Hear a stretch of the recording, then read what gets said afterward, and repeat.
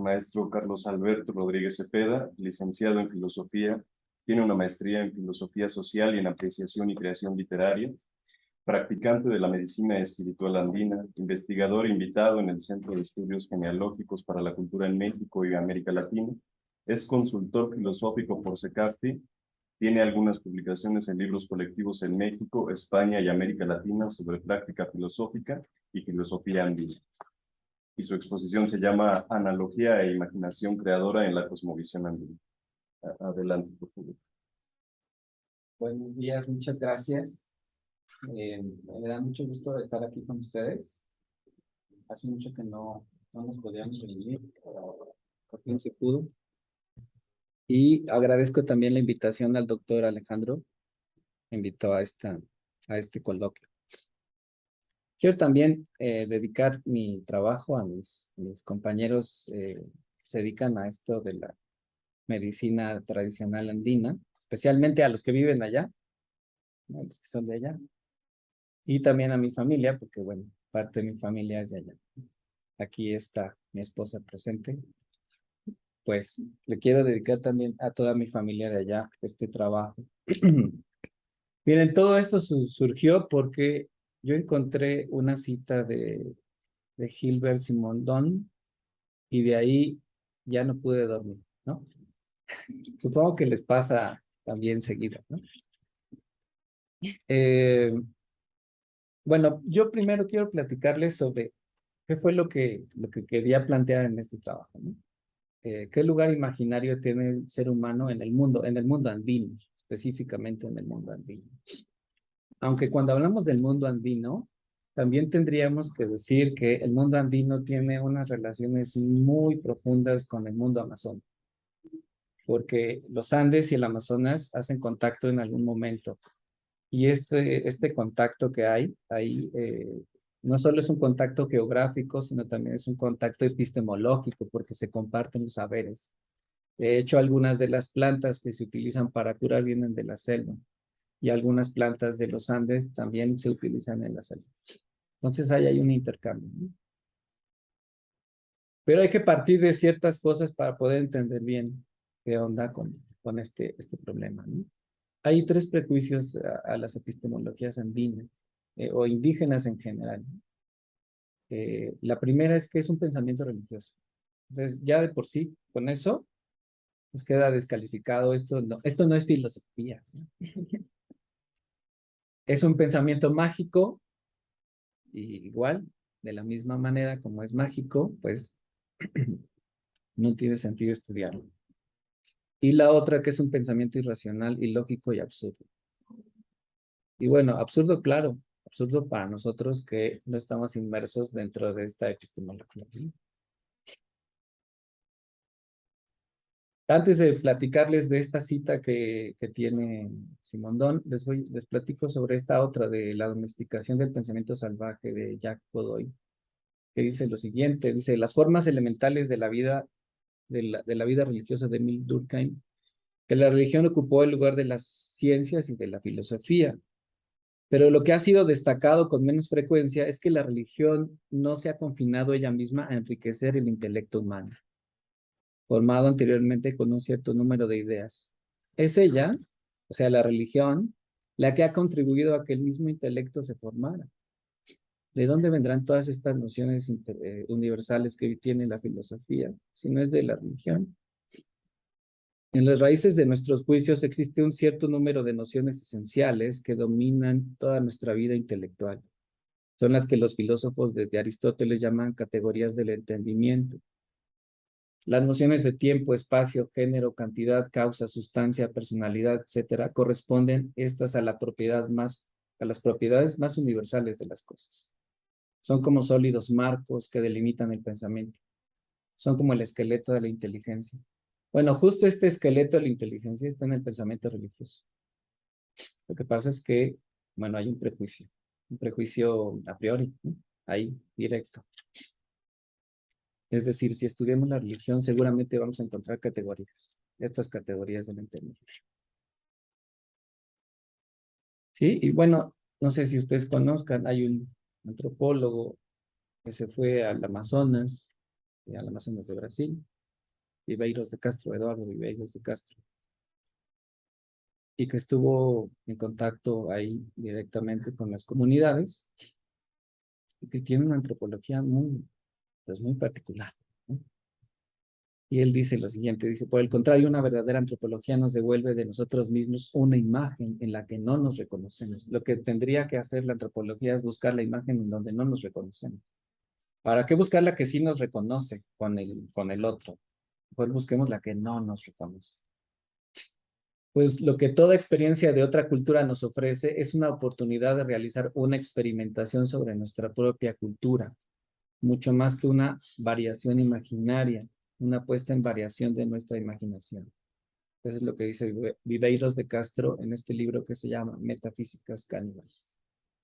Y Metafísicas Caníbales porque dice que cada ser en la naturaleza tiene pues una visión diferente.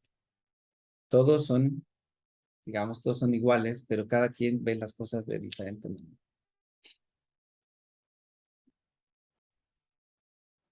Y bueno, esta es una cita de Gilbert Durán. Bien, yo aquí buscaba si en la filosofía había una propuesta parecida a las epistemologías indígenas. Y pues sí, sí hay una propuesta muy parecida. La propuesta está en el romanticismo. La estética prerromántica y los movimientos románticos que emanan de él marcan muy bien la cuarta resistencia de lo imaginario a la concesión masiva, al racionalismo y al positivismo. Por primera vez, esta estética reconoce y describe un sexto sentido, además de los 5 que sostienen ciertamente a la percepción y a la mente. Pero este sexto sentido, que es la facultad de alcanzar lo bello, constituye ipso facto una tercera vía del conocimiento, al lado de la razón y la percepción usual, para penetrar en un nuevo orden de realidades. Ahorita que escuchaba al maestro, pensaba en esta, ¿no? En esta tercera vía, que no es ni la parte sensible ni el entendimiento, es justo más bien en medio. Tiene que ver con esta intuición. Yo podría decir de lo que conozco y de lo que he experimentado que tiene que ver más la intuición en la epistemología indígena que el entendimiento, ¿sí? Y hay un libro sobre esto que lo propone, lo propuso esto en 1927, me parece, de Levi Brühl, este antropólogo, el que dice, se llama este libro La mentalidad primitiva, en donde dice que pues, a los indígenas no les interesaban estas cuestiones abstractas, ¿no? Lo que les interesaba era comer, ir a cazar, tener sus cosas. Pero bueno, decía Levi Brühl, pues sí, claro, les interesa eso, pero no significa que no tengan un conocimiento desarrollado, un conocimiento sistemático, organizado. Y aquí es en donde, como les digo, se amoló la cosa, porque fue esta cita de Simondón la que hizo que estuviera pensando y no pudiera dormir algunos días. Los valores estéticos se convierten en dominantes y constituyen un universo completo, una terminación según la subjetividad. Es el mundo de la novela, del romanticismo, de lo imaginario, como un segundo real, según una lógica de la identificación. Dicho de otro modo, las culturas arcaicas están centradas alrededor de la acción, ¿no? Como incluso lo ve Levi-Brühl también, según una perspectiva de proyección hacia el porvenir. Las culturas clásicas se apoyan en percepciones, son esencialmente plásticas, constructoras de un objeto real, mientras que las culturas en su decadencia, en lugar de incitar a la acción o de instaurar percepciones de un real ordenado y planificado, pero no duplicado, producen un universo de imágenes que viste y enmascara el mundo sin adherir a él. O sea, una civilización en decadencia crea imágenes, pero no para que se adhieran a ellas, ¿no? O no para que la gente actúe, simplemente para que la gente se ordene bajo esto, ¿no? O sea, es como una especie, como un marco más bien teórico, ¿no? Se crea entonces una estética, es decir, no una manera de percibir, sino una forma de experimentar las imágenes aportadas por el arte. o incluso de tratar el mundo como una reserva de imágenes. Y esto lo dice en el libro de Imaginación e Invención.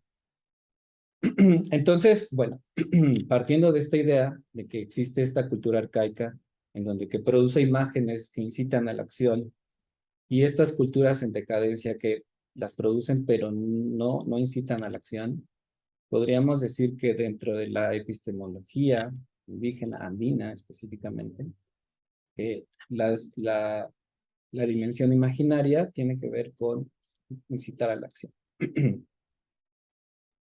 Y yo les voy a proponer ahora 3 tipos de imágenes que son las que dominan la epistemología indígena. Bueno, eso es lo que yo sostengo. Habría que ver si esto es cierto, ¿no? Esto solo es una especulación. La primera es la imagen cuerpo-territorio, que podríamos decir, o podríamos sintetizar en un principio ontológico que sería el panpsiquismo relacional.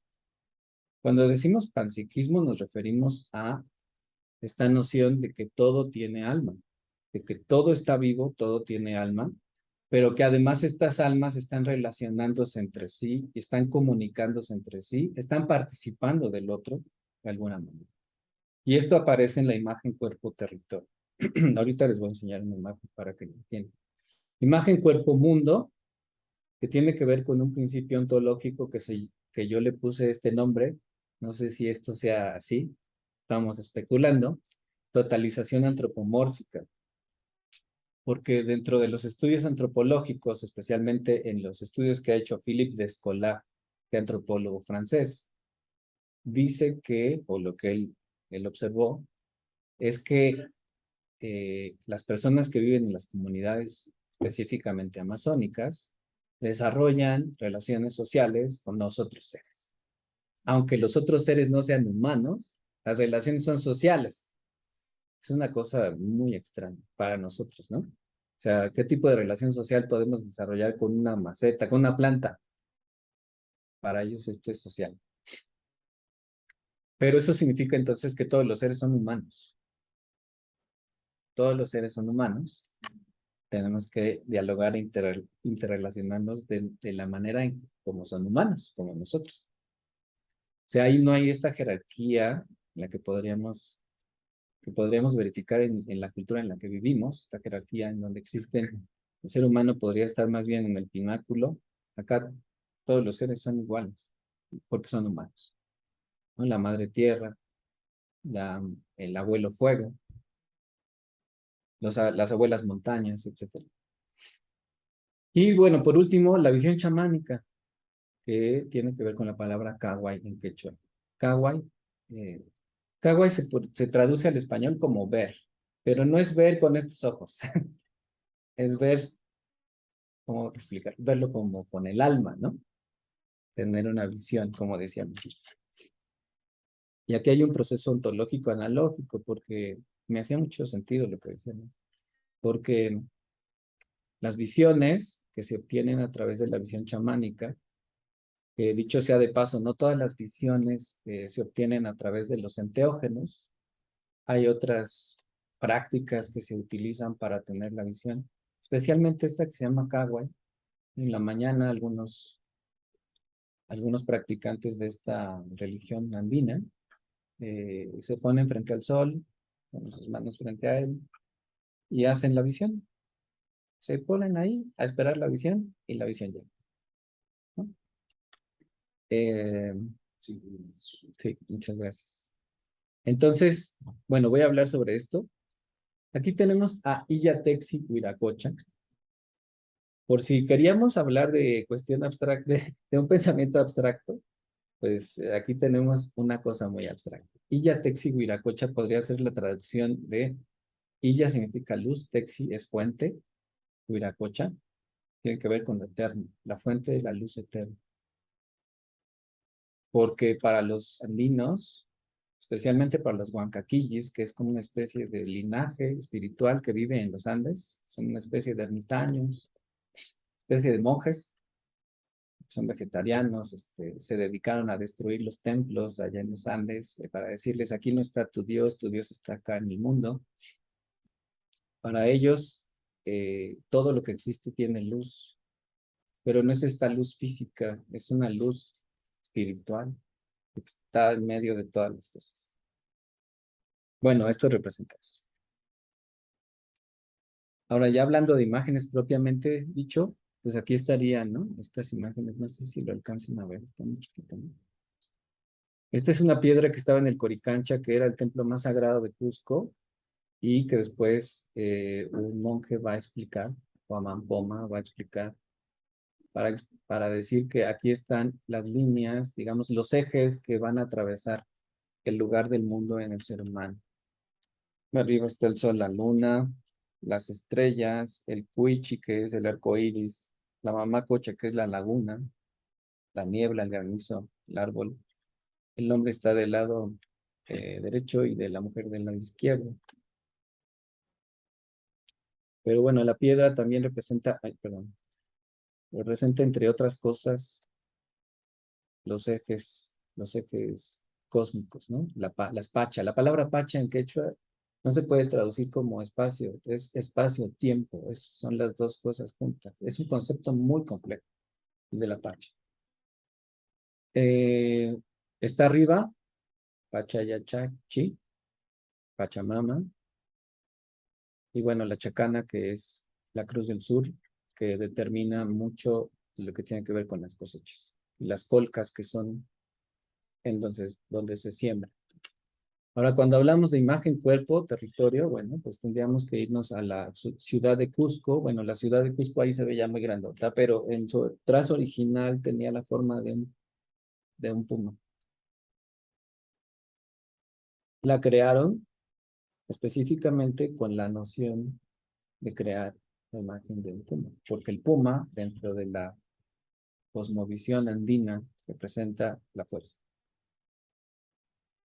Además, Cusco, existe otra palabra para ombligo, que es putu, pero Cusco también significa ombligo, pero no es el ombligo del cuerpo, es el ombligo del mundo. Igual que México, por ahí más o menos vale.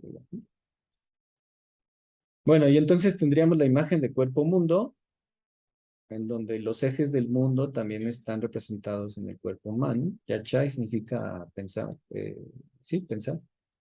Y está relacionado con esta pacha que es el Hanan, que está arriba, lo superior, lo que está arriba. El Kai, que es lo que está aquí ahora. Kai significa presente. Presente. Tiene que ver con el Ruai o Yankai. Ruai es hacer y Yankai es trabajar.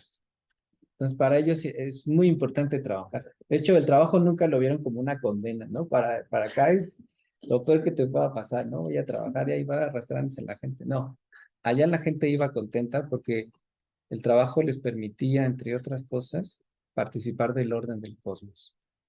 Y el Ukupacha, que es el abajo, ¿no? Que tiene que ver con la voluntad. La voluntad estaría más abajo. Y bueno, aquí están las dimensiones de la realidad. El Jagua Pacha, que es el mundo invisible, el Hanan Pacha, que está arriba, el Kai Pacha, que está aquí en medio, y el Uku Pacha o Ukumpi, que es el que está abajo de nosotros, enterrado. Tiene que ver con lo que está abajo en la tierra. Y por último, pues ahí están los animales de poder, ¿no? La serpiente, jaguar, el águila. Y ya con esto me despido.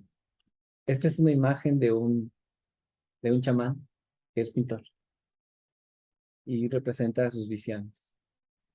Entonces, las visiones nunca son ordenadas, las visiones siempre se aparecen así, múltiples, analógicas, porque no hay forma de entenderlas más que a partir de ahí. De hecho, si alguien tiene una visión, le dicen, ni la trates de explicar ni entender, la vas a entender después, cuando, cuando sea el momento. Y bueno, esto para los tres ponentes, porque me llamó mucho la atención esta última imagen, es una pregunta en común para los tres, es que yo noto que desde Siodo o desde mucho antes todo empieza con el caos, ¿no? Y actualmente seguimos sobre la línea del caos, ¿no? Justamente está la teoría del caos, el Big Bang, o sea, todo es con tal de justificar el caos primigenio. La imaginación puede llevarnos por otras sendas, por otros principios que no empiecen por el caos o nos puede llevar a entender el caos justo como algo que no sea un desorden? Pues dentro de la epistemología indígena existe esta andina específicamente. Esta idea del Pachacuti. Pachacuti. Pacha es tiempo, espacio, Cuti, regreso. El regreso del tiempo. Okay. O sea que tarde o temprano va a aparecer el caos. Y tarde o temprano todo se va a arreglar. O sea, son ciclos cósmicos en los que vive el ser humano que no puede eludir. Es imposible eludir eso. Y incluso algunos dicen que es que no sé si sea la palabra correcta, ¿no? La palabra más coloquial, pero los chamanes o los visionarios que tenían el pueblo andino, sabían que venían a destruirlos. Lo sabían desde antes. Ya lo habían profetizado. Esto se va a acabar. Pero esto va a surgir. Y ahí hay una frase muy, muy famosa que dice, cuando estaban matando al último Inca, Atahualpa, dijo que aunque me maten, voy a regresar y seremos millones. Entonces, a pesar de que existía ese caos, existe esta idea de que, o sea, el caos destruye, pero algo vuelve a renacer. Eso está dentro de la imaginación de estas epistemologías. O sea que la imaginación es parte del caos en esta función. La imaginación permite entender que existe un ciclo y que el ciclo es ineludible y que tarde o temprano esto que estamos creando, la UNAM, un día va a desaparecer. Se tendrá que crear otro. No. Bueno, seguramente no lo vamos a ver nosotros, ¿no? ¿Alguna otra pregunta?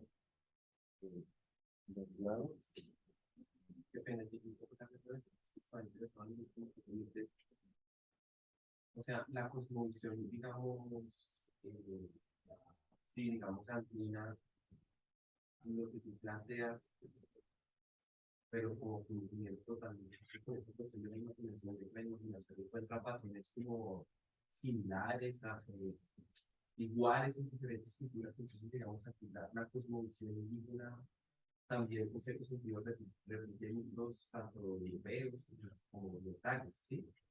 Sí, yo más que cultura hablaría de una visión chamánica. O sea, lo chamánico está presente en todo el planeta y es digamos, la versión más antigua, e incluso la más relacionada con la religión también. Sí, sí, y sí hay cosas que se parecen mucho. Porque lo mismo decía, o sea, esta cuestión de lo cíclico también está aquí en Mesoamérica. Está presente en la Piedra del Sol. Ahí está, clarito, ¿no? Como hay ciclos, tarde o temprano estos empieza otra vez, se acaba algo y empieza otra cosa. Sí, bueno, ¿qué tal? Es para los tres, tanto por el asunto de fantasmas, apariciones, milagros, también la visión del local y su relación con el tipo de artistas psicológicos y las visiones chamánicas. Todo esto, o sea, parece que puede tener un lugar en la imaginación, ¿no? En ese sentido es algo abstracto y no es real, tanto que pues, el yokai Lavapicoles tal vez no ande por ahí caminando por el bosque, ¿no? O tal vez sí. No. Espero que no, porque me daría un temor ver ahí al yokai. Pero, ¿cuál es la relación imaginación-sensibilidad? Porque pareciera que para tener algún tipo de contacto con cualquiera de estos tres ejemplos, se necesita que la persona que se va a relacionar con ellos, primero necesita ser más sensible, pero, pues, por ejemplo, desde una abordaje filosófico, ¿qué pasa con eso? Si esta sensibilidad está más en relación con, por ejemplo, comentaba Izumi con ese orden obsesivo que puede provocar pues, ese tipo de psicosis, o cómo podría funcionar. Es que, ¿qué es primero? ¿Qué se necesita ser más sensible para poder ser más instintivo o primero hay que ser más imaginativo para ponerse en contacto con esta sensibilidad que nos puede revelar pues, estas otras realidades que están extrañas. Yo lo que diría es que yo tuve un maestro andino que me decía que los abuelos andinos siempre que veían a la gente allá, porque Cusco es una ciudad concurrida, así que llegan de todas partes del planeta, ¿no? Y entonces, y los abuelos no hablan, ¿no? Los abuelos no se quedan bien. Y que decía el abuelo, Tukuyuyay, que significa mucho pensamiento y poco corazón. Y la cuestión está en que para poder relacionarnos afectivamente con nosotros es necesario imaginar el mundo, no solo pensar. Me parece a mí que por ahí tendría que ir la cuestión. Por eso me parece tan necesaria la imaginación, ¿no? Y recuperarla, que recupere sus espacios, incluso académicos, porque mientras más nos imaginemos, más nos vamos a conectar afectivamente. Y aquí decía, ¿no? Simondón, esta idea de que eh, pues estas culturas arcaicas incitan a la acción a través de la imagen, las culturas decadentes, ¿no? Pero es que, ¿cuál es el factor ahí? Es la imaginación. Eso es lo que está haciendo que actúe, ¿no? ¿Cómo podemos crear, cómo podemos organizarnos imaginariamente otra vez para conectarnos efectivamente?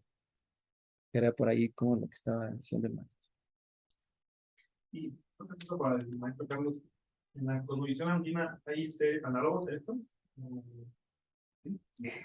Sí, yo una vez fui a un pueblito ahí perdido en la montaña. Me habían platicado de un ser que se llama Chuyachaki, que es como un ser que vive en el bosque, pero que tiene un pie más grande que el otro. Y entonces le pregunté al señor que me metió a dormir allá a su casa, oye, ¿qué es el Chuyachaki? Y me dijo, no hables de él, porque vas a soñar con él en la noche. Sí hay muchos, pero la cuestión es que las filosofías indígenas no tienen un correlato escrito. Todo tiene que ver con lo oral y con las prácticas. O sea, la filosofía está en la práctica y en lo oral. Entonces ahí hay que hacer una recuperación para poder conocer sobre eso.